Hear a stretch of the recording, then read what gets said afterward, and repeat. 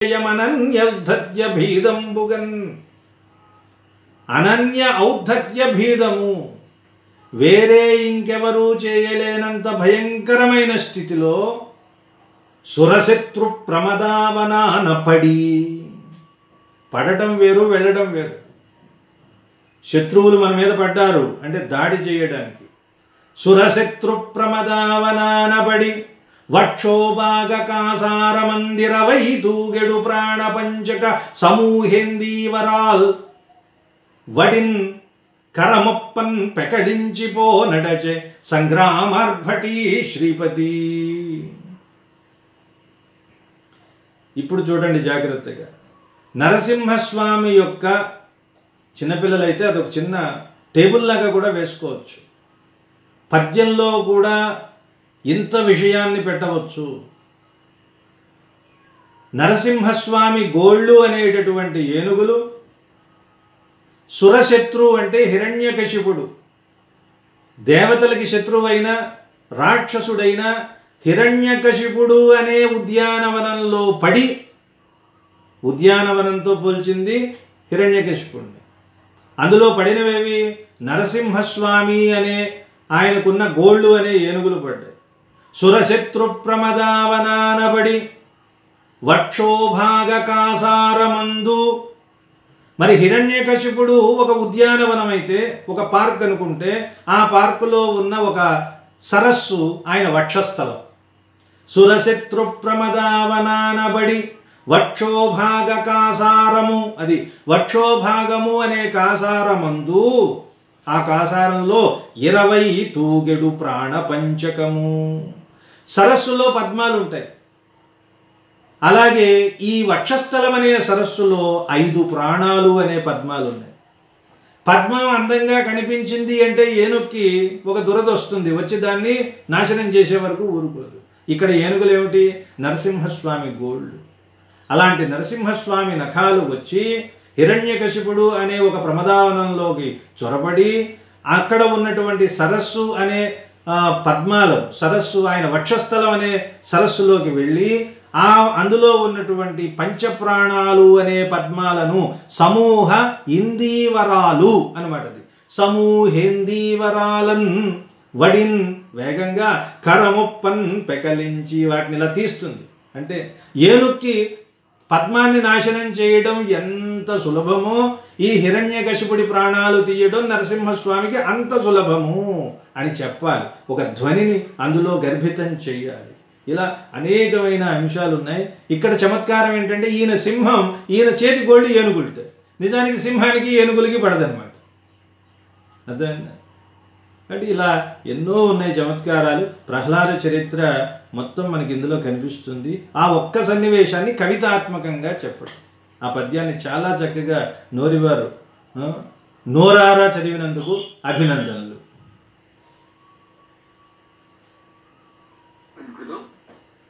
తర్వాతి పద్యం విద్యాసాగర్.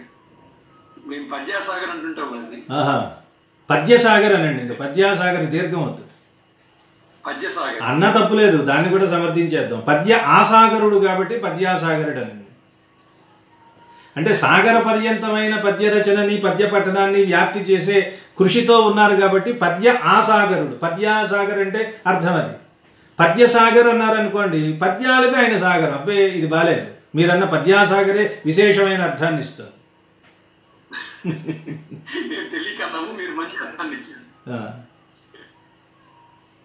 ఇప్పుడు శ్రీపతి శతకంలోని 23వ పద్యాన్ని చదువుతాను. దంభోళ్యాభనఖాగ్రభేదిత మహాదైతేజ కుంభీంద్రుడా స్తంభోద్భాసిత నారసింహుడా రమాసౌదామినీ బంధుడా గంభీరాంబుధి ఘోష దానవసుతఖ్యాతి ప్రపోష నమః కుంభీంద్రాజినధారి ముఖ్యనుత సృక్కుందీర్పవే శ్రీపతి. చూడండి, మీరు వీకెండ్స్లో ఎక్కడికైనా వెళ్ళి కనిపించిందల్లా తినేసి బాగా కడుపు ఉబ్బరంగా ఉంటే తర్వాత రోజు ఉపవాసం చేసినట్టు అనమాట. ఒకే నరసింహస్వామిని అంతకుముందు చెప్పిన పద్యంలో గాఢమైన కవిత్వం, అలంకారాలు, ఊహలు అవి ఇవి పెట్టి అయ్య బాబాయ్ ఇంకా చాలండి అనిపించిన తర్వాత పద్యం కేవలం శబ్దాడంబరమే, అందులో అర్థం తక్కువ ఉంటుంది. చూడండి ఆ పద్యం పదాలు మాత్రం అమ్మ బాబోయ్ ఎంత గంభీరంగా ఉన్నాయి అనుకుంటాం, అవన్నీ సంబోధనలు అంతే. దంభోళ్యాభ ఆ పద్యం పెట్టండి. దంభోళ్యాభనకాగ్రభేదిత మహాదైతేయ కుంభీంద్రుడా. దైతేయ కుంభీంద్రుడు కలిగిన వాడు. వీటన్నిటినీ బహువ్రీహి సమాసాలు అంటారు. మహాదైతేయుడు అనే కుంభీంద్రుడు కలిగిన వాడు. కుంభి అంటే ఏనుగు, ఏనుగుల్లో శ్రేష్టమైన మహాదైతేయ కుంభీంద్రుడు. ఇందాక పద్యంలోనేమో నరసింహస్వామి నఖాలను మనం ఏనుగులతో పోలిస్తే ఇక్కడ హిరణ్యకశిపుడే ఏనుగైపోయాడు. మహాదైతేయ కుంభీంద్రుడు, మహారాక్షసుడు అనే ఏనుగు కలిగిన వాడు. వాడిని ఏం చేశాడు ఈయన? దంభోళ్యాభ నఖాగ్రవేధిత. దంభోళ్యాభ, దంభోళి అంటే వజ్రాయుధం. వజ్రాయుధంతో ఆభా సమానమైన నఖ గోళ్ల యొక్క అగ్ర చివరలతో భేదిత చేల్చబడిన మహాదైతేయ కుంభీంద్రుడు. నిజానికి ఇక్కడ కుంభీంద్ర అంటే ఏనుగు కాదు, శ్రేష్టతావాచకమే, కానీ ఏనుగులాగా స్ఫురిస్తుందన్నమాట. గొప్ప రాక్షసుడు. ఆ రాక్షసుణ్ణి ఈ నఖములతో చీల్చివేశాడండి. నరసింహస్వామి గోళ్ళేమైనా అంత గట్టిగా ఉంటాయా? ఎంత సుకుమారమైనవంటే లక్ష్మీదేవి భుజం మీద ఇలా చెయ్యి వేస్తే ఆ గోళ్ళు వంగిపోయే ఉంటాయి. అంటే లక్ష్మీదేవి ఎంత కఠినాత్మురాలో చూడండి. ఆవిడ భుజం మీద చెయ్యి వేస్తే వంగిపోయేటటువంటి పల్చనైనటువంటి శ్రీమన్నారాయణుడి నఖములు ఇక్కడికి వచ్చేసరికి ఎలా అయిపోయినాయి? ఈ హిరణ్యాక్షుణ్ణి హిరణ్యకశిపుణ్ణి సంహరించే సందర్భంలో చాలా కఠినాతి కఠినమైనవిగా మారిపోయినాయి. అటువంటి నఖాలకి ఈ రాక్షసుణ్ణి చంపడం పెద్ద లెక్క. నరసింహస్వామి గోళ్ళకి కోపం వచ్చిందట నరసింహస్వామి మీద, కయ్యమని ఎగిరాయి హిరణ్యకశిపుణ్ణి చంపగానే. నేనేం చేశాను, నా మీద మీరు కోపడుతున్నారు అన్నాడు నరసింహస్వామి గోళ్లతో. ఏం స్వామి మీరు అన్నీ ఇలాంటి పనులే చేస్తారు, ఇలాంటి విజయాల్ని ఎక్కడా చెప్పుకోకండి, పబ్లిసిటీ ఇవ్వకండి, యూట్యూబుల్లో వాటిల్లో పెట్టేయకండి. నేను హిరణ్యకశిపుణ్ణి చంపాను అని ఎవరన్నా చెప్తే నవ్వుతారు. ఎందుకని? ఒక్కడిని చంపడానికి మమ్మల్ని 10 మందిని పంపిస్తారటండి. ఎన్ని గోళ్ళవి? 10 గోళ్ళు. 10 గోళ్ళు వెళ్ళి ఎవరిని చంపాయి? ఒక్కడినా? ఇదేమైనా పెద్ద విజయమా? మీరు అందరికీ చెప్పారంటే మనల్ని అందరూ నిందిస్తారు. ఎందుకు ఎవరికి చెప్పకండి, కొన్ని పనులు ఎవరికి చెప్పకూడదని నరసింహస్వామి గోళ్ళు ఎర్రగా అయిపోయి ముఖం ఎర్రదనం ఎప్పుడు వస్తుంది? ముఖంలో కోపం వచ్చినప్పుడు వస్తుందన్నమాట. కాబట్టి ఆ హిరణ్యకశిపుణ్ణి చీల్చినప్పుడు ఆ రక్తం అంటుకుంది చూశారా? ఆ రక్తం అంటుకుని ఉన్న గోళ్ళు అలా ఉన్నాయి అని కవులు చేసేటటువంటి చమత్కారాలు అవి. కాబట్టి అలా ఎర్రని ముఖాలతో ఉన్నటువంటి నఖాలు నరసింహస్వామి మీదే కోపగించుకున్నాయి. అటువంటి నఖములు మనందరినీ రక్షించుగాక. అలాంటి నఖాల వర్ణన. మిగిలినవన్నీ కొన్ని సంబోధనలు ఉన్నాయి. ఆ పద్యాన్ని చాలా చక్కగా ఆలపించిన విద్యాసాగర్ గారు మీకు ఒక వీరతాడు.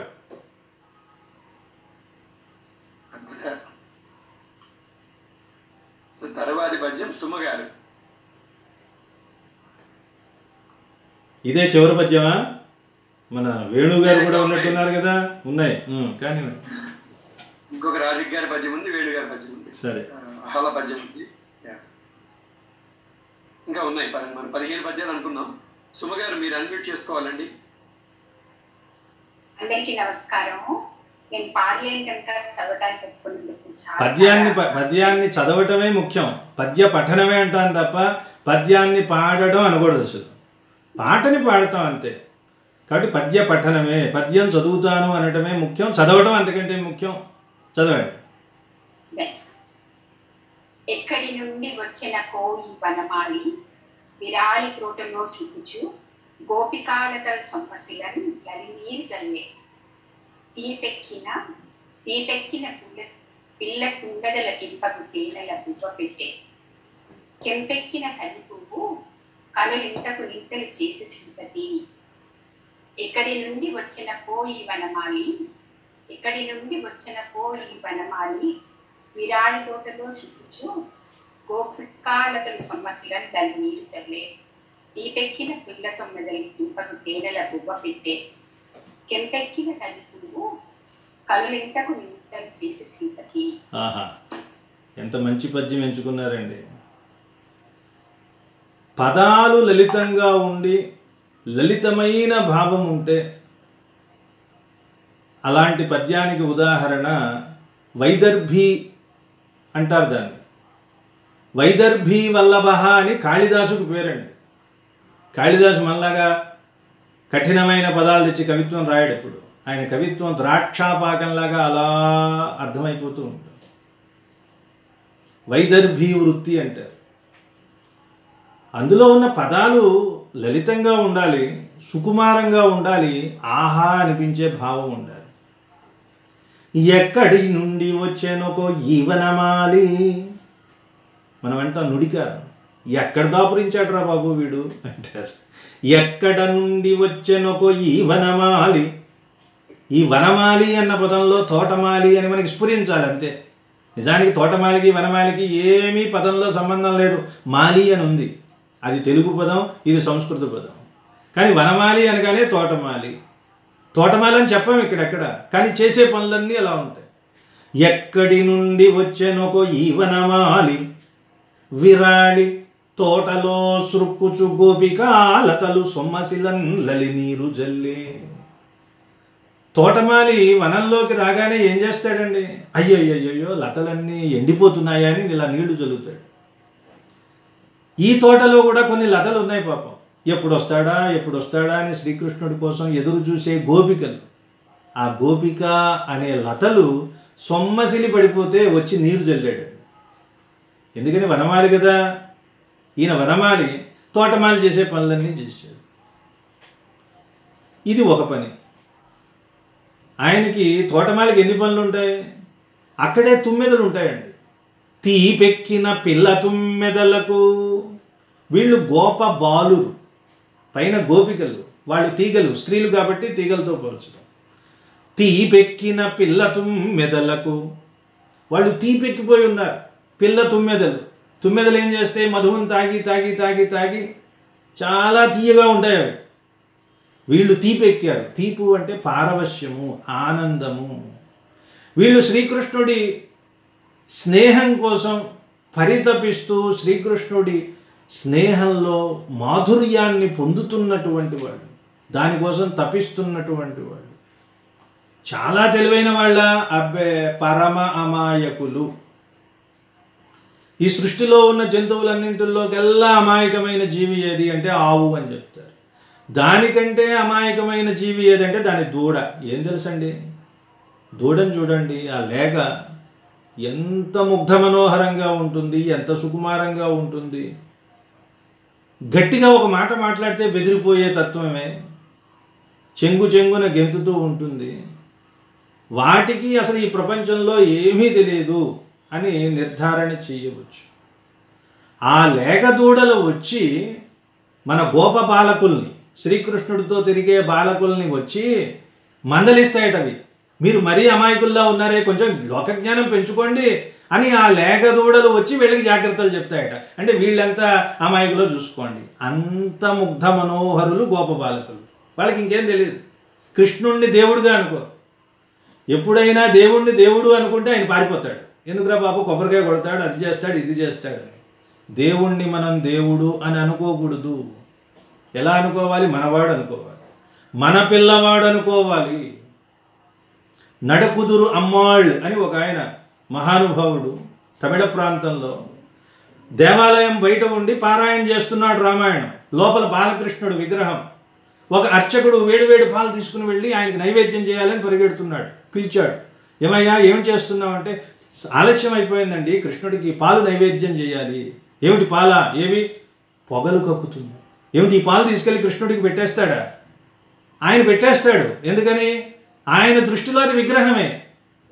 చిన్నపిల్లవాడికి అంతటి వేడి పాలు ఇస్తే తాగుతాడో తాగలేడనే ధ్యాస ఉండాలి కదండి. నాయన అలా చేయకూడదు, ఆ పాలు ఇటు పెట్టు అని ఆయన అక్కడ కూర్చొని ఆ పాలని చల్లార్చి చల్లార్చి చల్లార్చి గోరువెచ్చగా తాగగలిగే యోగ్యత ఉన్నప్పుడు అప్పుడు తీసుకుని వెళ్ళి నైవేద్యం పెట్టని పంపించారట. పంపిస్తే నైవేద్యం పెట్టి ఆ అర్చకుడు వెనక్కి తిరిగి వస్తూ ఉంటే లోపల నుంచి కృష్ణుడు ఒక మాట అన్నట్ట అరిచి, ఎన్ అమ్మావే అని తమిళంలో అన్నట్ట. నాకు అమ్మవా నువ్వు అని లోపల నుంచి ఒక మాట వినిపించింది. ఒక తల్లి పిల్లవాడికి ఎలా అయితే యోగ్యమైన పదార్థాన్ని పెడుతుందో ఇది వాడు తినగలడా తినలేడా అని తల్లికి మాత్రమే తెలుస్తుంది. కాబట్టి భగవంతుడికి పట్ల కూడా భక్తుడికి ఇలాంటి ప్రేమ ఉండాలి. ఆ ప్రేమ ఉండాలి తప్ప ఆయన ఏదో దేవుడండి, ఆయన అక్కడున్నాడండి, నేను ఇది చేయాలండి, ఇవన్నీ ఆయనకి నచ్చవు. అలాంటివి ఎంత పెంచితే ఆయన అంత దూరం అవుతాడు. అది ఏమీ తెలియని వాళ్ళు వీళ్ళు తీపెక్కిన పిల్లతు మెదలకింపగు తేనెల పువ్వ పెట్టే. తిరుప్పావైలో గోదాదేవి చెప్తుంది, అరియాద పిల్లైగలో అంబినాళ్ ఎత్తైకు ఏడు పిరవిక్కుం. నీకు నాకు ఉన్నటువంటి సంబంధం 7 జన్మలది, మాకు ఏమీ తెలియనటువంటి పరిస్థితుల్లో ఉన్నాం అంటుంది. అదే భావం ఇక్కడ కూడా. అటువంటి పిల్ల తుమ్మెదలకు ఇంపగు తేనెల పువ్వ పెట్టే. ఇక కిందకి వస్తే కెంపెక్కిన తల్లి పువ్వు, ఇంకొక పువ్వు ఉంది అదే వనంలో, తల్లి అనే ఒక పుష్పం. యశోద ఆవిడ కళ్ళు కెంపెక్కుతున్నాయి. ఎందుకంటే ఈ పిల్లవాడు దేవుడిగా అనుకోదు కదా, కాసేపు దేవుడిలాగా అనిపిస్తాడు, మళ్ళీ వెంటనే మర్చిపోతుంది, తన కొడుకే అనుకుంటుంది. అందువల్ల కలులతో సహవాసం చేస్తున్నాడని ఉలూఖల బంధనం చేసింది. ఉలూఖలం అంటే రోల్ అనమాట. అలాంటి తల్లి కనులు ఇంతకు ఇంతలు చేసే ఆవిడ, ఆ ఘట్టమంతా మీకు తెలుసు, మన్ను తినటం, నోరు చూపించమనగానే ఒక్కసారిగా నోరు తెరవటం, ఆవిడ ఇలా కళ్ళు పెద్దవి చేసింది. అది ధ్వని. 3 రకాలైన విషయాలని 3 మాటల్లో 3 వాక్యాల్లో చెప్పింది. అంటే యశోదాదేవికి చూపించిన విశ్వరూప దర్శనం, దాన్ని కెంపెక్కిన తల్లి పువ్వు కనులు ఇంతకు నింతలు చేసే శ్రీపతి. ఇంతకింతయ్యాయి కళ్ళు, ఆశ్చర్యం కలిగించేలాగా ఒక సంఘటన జరిగింది, అది విశ్వరూప దర్శనం. అలాగే పిల్ల తుమ్మెదలకు ఇంపకు తేనెల బువ్వ పెట్టే అంటే శ్రీకృష్ణుడు తన తోటి బాలకులందరితో కలిసి కూర్చుని చక్కగా చద్దన్నం తినటం, అడవులకు వెళ్ళటం, అక్కడ ఆ కార్యక్రమం అంతా ఉంటుంది, అది స్ఫురిస్తుంది. అలాగే విరాళి తోటలో సృక్కుచు గోపికాలతలు అంటే బృందావనంలో ఉన్న గోపికలు శ్రీకృష్ణుణ్ణి ఎలా ఆరాధించేవారు. వ్రజము అంటే వ్రేపల్లె అన్నారు, దానికే బృందావనం. వ్రజం గొప్పదా, వ్రజంలో ఉన్న రజం గొప్పదా అన్నారు. వ్రజం గొప్పతనం ఏముందండి, వ్రజంలో ఉన్న రజమే గొప్పది. అంటే బృందావనంలో ఉన్న పాద ధూళి కూడా అంత పవిత్రమైనది. ఎందుకని శ్రీకృష్ణ పరమాత్మ పాద స్పర్శతో పులకించినటువంటి ప్రాంతం అది అన్నారు. అటువంటి బాల శ్రీకృష్ణుడి లీలలన్నింటినీ స్ఫురింపజేసేలాగా ఉన్న అందమైన పద్యాన్ని, వీరి పేరులో కూడా సుమాలిని ఉంది కాబట్టి ఆ వనమాలిని ఎంతో అందమైన అక్షరాల మాలలు గుచ్చి స్తుతి చేస్తూ చక్కగా చదివి వినిపించినందుకు శుభాభినందనలు, అభినందనలు, ధన్యవాదాలు సుమాలిని సోమ గారికి. తర్వాత పద్యం. తర్వాత రాధిక్ గారికి బంపరాపర్ పడిపోయి ఒకటి తాను కోరనిది, ఒకటి తాను కోరినది 2 పద్యాలు వచ్చాయి కాబట్టి 2వ పద్యం పాడమని రాధిక్ గారు. ధన్యవాదాలు గురుగారు. క్షమించాలి, నేను పద్యం పఠించటం లేదు, గానం చేస్తున్నా. చేయండి, 2 అది అందమే. అంటే భావానికి తగ్గ రాగాలు ఎన్నుకున్నాను. ఇందాక నరసింహస్వామి రౌద్రం కాబట్టి గంభీర రాగం, ఇది కృష్ణుడి గురించి కాబట్టి కొంచెం సాఫ్ట్ గా ఉండే రాగం. అలాగే.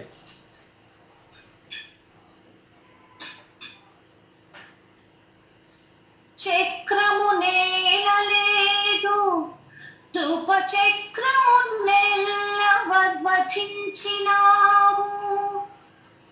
చక్రము నేలలేదు, ధూప చక్రము నెల్లవధించినావు.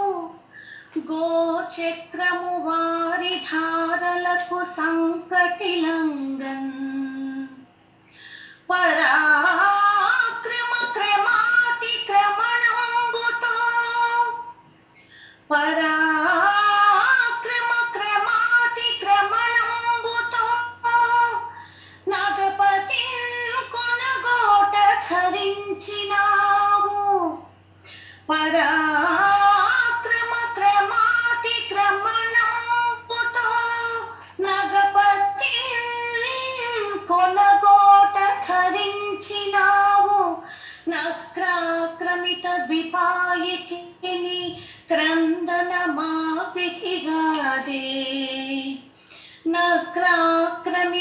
ద్విపాయికిని క్రందన మాపితి కాదే శ్రీపతి. ఆ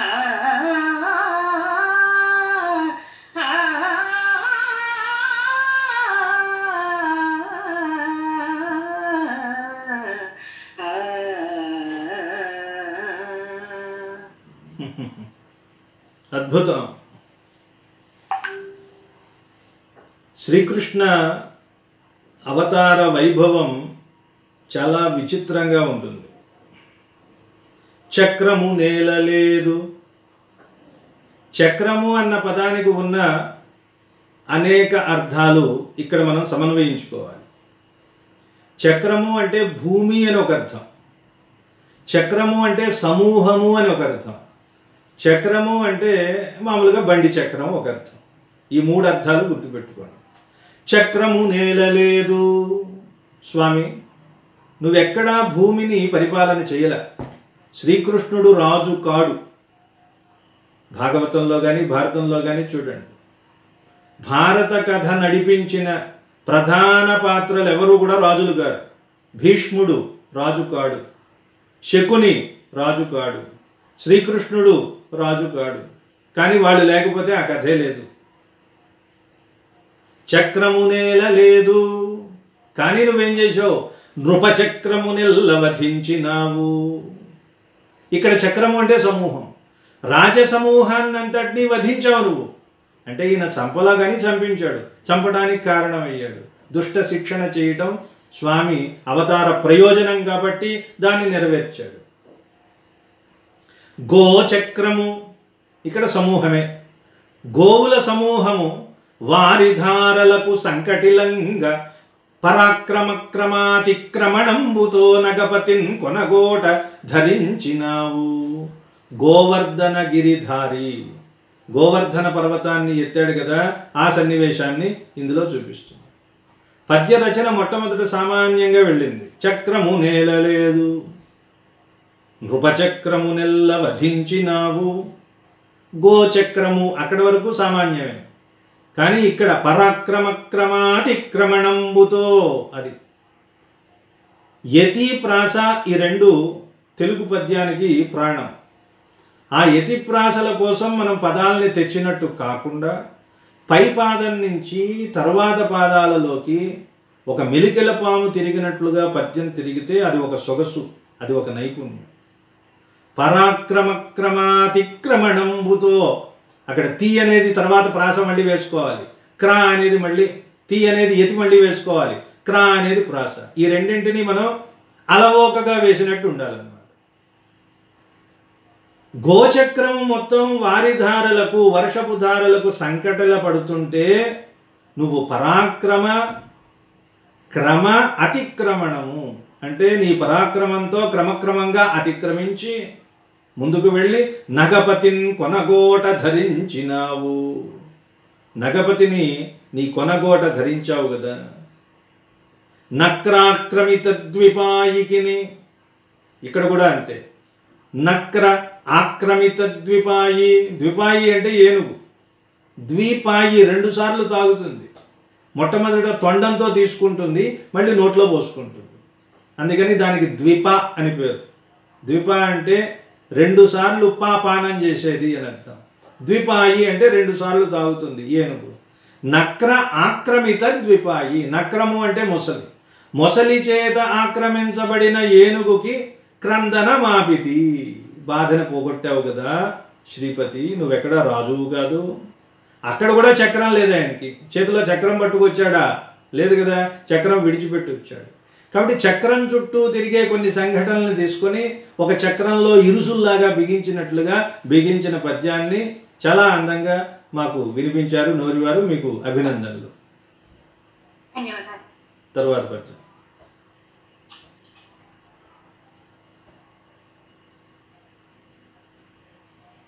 తర్వాత పద్యం చదవడానికి అహలా ఉన్నావు తల్లి?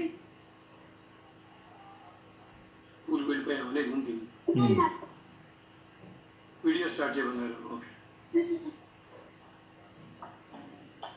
అందరికీ నమస్కారం. శ్రీ గురుభ్యో నమః. అందరికీ నమస్కారం. గురుగారికి ప్రణామాలు. నేను ఇవాళ ఎంచుకున్న పద్యం 59వ పద్యం. పన్నగ వైరియే తమకు పాయని వాహనమయ్య వింతగా పన్నగరాజు నీ విమల భక్తుడు దాసుడు ఆదిశేషుడే ఎన్నగ జాతి శత్రులయి ఇరువురు నిన్నడు కీచులాడగా కన్నుల చూడమయ్య ఇదే కాదే భవద్ఘన కీర్తి శ్రీపతి. బాగుంది అహలా, చాలా చక్కగా చదివావు. ఈ పద్యాన్ని ఎంచుకోవడంలోనే నీ చమత్కారం దాగింది.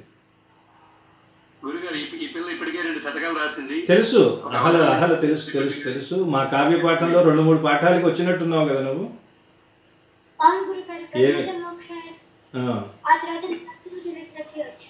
నృసింహ ప్రహ్లాద చరిత్ర, గజేంద్ర మోక్షం రెండింటినీ కావ్య పాఠంలో ఉన్నది. చాలా మంచి చిన్ననాడే పరిమళించిన ఒక పుష్పం. అయితే దాన్ని చాలా జాగ్రత్తగా కాపాడుకోవాలి. దానికి క్రమ పద్ధతితో కూడినటువంటి అసలైన పోషక విలువలు ఉన్న సాహిత్యాన్ని అందించాలి. పైన మెరుగులతో అందించే పోషక విలువల్లాంటి ఆభాస పోషక విలువలను ఇస్తే ఆ పుష్పం వికాసానికి దూరం అవుతుంది. ఇక్కడ చాలా జాగ్రత్తగా చూసుకోవాల్సిన విషయం ఉంది. సరే, దాన్ని పక్కన పెడితే ఆ పద్యం చూడండి. పన్నగ వైరియే తమకు పాయని వాహనమయ్య, అంతేనా? ఆ పద్యం చూపించండి. కవికి అవధానం చేసేవారికి, నిజానికి అవధానం చేయాలంటే పదాలు వచ్చేస్తే చాలు, ఛందస్సు తెలిసిపోతే చాలు అని అనుకుంటారు. అలాంటి అవధాన పద్యాలు ఎన్ని లేవు. పదాలు పేర్చినటువంటి పద్యం నిలబడదు. అలాని శబ్దాడంబరంతో చేస్తే బాగుంటుందా? అది కుదరదు. పరిణతి చెందిన కవి హృదయం లోపల వస్తువులో ఒక సూక్ష్మమైన జాగా ఉంటుందండి. ఏదైనా ఒక అంశం ఇచ్చినప్పుడు ఒక అందమైన జాగా చిన్నది ఉంటుంది. దాన్ని పట్టుకున్నవాడే కవి తప్ప అక్కడ ఉన్నటువంటి బాహ్య వర్ణన చేసేవాడు కవి కాడనమాట. ఏదో ఒక మెరుపు ఉండాలి. ఆ మెరుపు ఈ పద్యంలో ఉంది. కవిత్వం పట్ల ఆసక్తి ఉన్న వాళ్ళకి ఆ మెరుపు నచ్చుతుందన్నమాట. ఆ మెరుపు ఏంటో చూద్దాం మనం. ఈ మెరుపు పద్యరచనలో ఉండకపోవచ్చు, శబ్ద ప్రయోగంలో ఉండకపోవచ్చు, ఒక కొత్త ఊహలో ఉంటుందన్నమాట. ఆ కొత్త ఊహకి ఒక స్వరూపాన్ని ఇవ్వడమే పద్యం. ఏమిటి? లోకంలో చూస్తూ ఉంటాం. ఆయనకి పాన్పు ఏమిటి? శేషుడు. పక్కనే ఉంటాడు. ఆ శేషుడు అంటే సర్పం అంటే పడనటువంటి గరుత్మంతుడు, పక్షి జాతి. గరుత్మంతుడు సర్పాన్ని చూస్తే వెంటనే తినేస్తాడు. పాములన్నీ భయపడి పారిపోతాయి అన్నమాట. శివుడు మెడలో ఉన్నప్పుడు మాత్రమే వాటికి చాలా రక్షణ అన్నమాట. రక్షణే కాదు, కొంచెం అహంకారం కూడా వస్తుందన్నమాట. ఈశాశ్రయో మహానాగో పప్రచ్ఛ గరుడ సుఖం. శివుడు మెడలో ఉన్నప్పుడు నాగరాజు గరుత్మంతుడిని పిలిచి పైనుంచి వెళ్ళిపోతూ ఉంటే పిలిచి హౌడుయుడు గరుడా ఎలా ఉన్నావాయ్ అని పలకరిస్తుందట. ఎందుకని? ఎక్కడుంది అది? శివుడి మెడలో ఉంది కాబట్టి. అదే బయట ఉంటే పారిపోతుంది. పిండీకృతాండ భీతాండ జములు కనటత్పయోబ్ధి వీక్షర సహతలాన్యోన్య పిండీకృతాంగ భీతాండ జములు అంటాడు రాయలు. గరుత్మంతుడిలా రెక్కలతో ఒక్కసారిలా అంటే సముద్రం చీలిపోతే, అడుగున పాతాళం ఉంటే, పాతాళంలో సర్పాలుంటే, ఆ సర్పాలు పైకి చూస్తే గరుత్మంతుడు కనిపిస్తే భయంతో ఒకదాన్ని ఒకటి చుట్టుకుని మెలితిరిగిపోతాయి. అంత భయపడే సర్పాలు.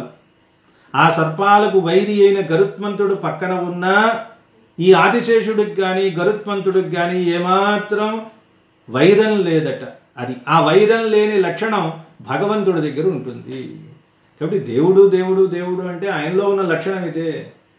అందరినీ సమానంగా చూడాలి. ఒకరు శత్రువు లేడు, ఒకడు మిత్రుడు లేడు. వీడు నావాడు కాడు, వాడు పగవాడు కాడు. ఈ భావాలన్నింటినీ దాటి శుద్ధ సత్వమయమైన హృదయంలోకి, ఆ స్థితిలోకి మనం వెళ్ళినప్పుడు అదే బ్రహ్మానంద స్థితి అన్నారు. అది ముందు తాను ఆచరించి చూపిస్తాడు ఆయన. ఆయన దగ్గర ఉన్నవేవి శత్రుత్వాన్ని వహించవు. ఆ లక్షణాన్ని చెప్పటం ఇక్కడ. పన్నగ వైరియే తమకు పాయని వాహనమయ్యా. ఈయనకి వాహనం ఏమిటి? పన్నగాలకు వైరి, సర్పాలకు శత్రువైన గరుత్మంతుడే నీకు వాహనం. ఎంత వింత! మరి అదే పన్నగాన్ని నువ్వేం చేసుకుంటున్నావు? వింతగా పన్నగరాజు నీ విమల భక్తుడు దాసుడు ఆదిశేషుడే. ఆదిశేషుడు పన్నగరాజు, ఆయనేమో నీకు భక్తుడు. వీళ్ళిద్దరూ ఒకే చోట ఉండవలసి వస్తుంది, అయినా సరే వాళ్ళ మధ్య శత్రుత్వం ఉండదు. ఎన్నగా జాతి శత్రులయ్యి, అది వీళ్ళ శత్రుత్వం ఎప్పుడు? పుట్టినప్పటి నుంచి ఉంటుంది. ఆగర్భ శత్రుత్వము, జాత శత్రుత్వము అన్నారు. అలా పుట్టినప్పటి నుంచి ఉన్న శత్రుత్వాన్ని భగవంతుడి దగ్గర పోగొట్టుకోవాలి, పోతుంది. ఎన్నగా జాతి శత్రులయ్యి ఇరువురు ఇద్దరు ఎన్నడు కీచులాడగా కన్నుల చూడమయ్యా. ఇది కీచులాట మన తెలుగు గొడవ అనమాట. కీచులాడుకుంటున్నారంటూ ఉంటాం, అది నవ్వు తెప్పిస్తుంది. కొట్టుకుంటారు, తగాదా పడతారు, వైరం, ఇవన్నీ పదాలు మనకి పెద్దగా ఇంపుగా ఉండవు. కీచులాటలు అంటే చిన్నపాటి తగాదాలు కూడా పడరు వాళ్ళు. జాతి శత్రువులు కూడా నీ దగ్గర కీచులాడగా కన్నుల చూడమయ్యా. మేము ఎప్పుడూ చూడలేదే, ఇదే కాదే, ఇది కాదా? భవద్ఘన కీర్తి శ్రీపతి, నీ గొప్ప కీర్తి. నీ గొప్ప కీర్తి అని ఊరికే చెప్పడం కాదు, శ్రీపతితో అంత్యప్రాస కలిసేలాగా చెప్పడం. చాలా చోట్ల సంగ్రామార్భటి శ్రీపతి, తా ఈ రెండు కొంచెం దగ్గరవే కదా, ఒకే ఫ్యామిలీలో ఉన్న పక్క కజిన్స్ లాంటివి అనమాట. తా అందువల్ల వాటికి కూడా ప్రాస వేయచ్చు. కొన్ని చోట్ల ఇంకో ఏదో ఆకృతి శ్రీపతి, ఆధృతి శ్రీపతి అని ఇలాంటి శ్రీపతితో తీ అనే పదానికి అంతంగా అదే తీతో ఉండే పదాలను తీసుకొచ్చి వేయటం, ఇది ఒక చమత్కారం అన్నమాట. కాబట్టి పద్యం చాలా మంచి పద్యాన్ని అందించిన అహల, నీకు శుభాశీస్సులు.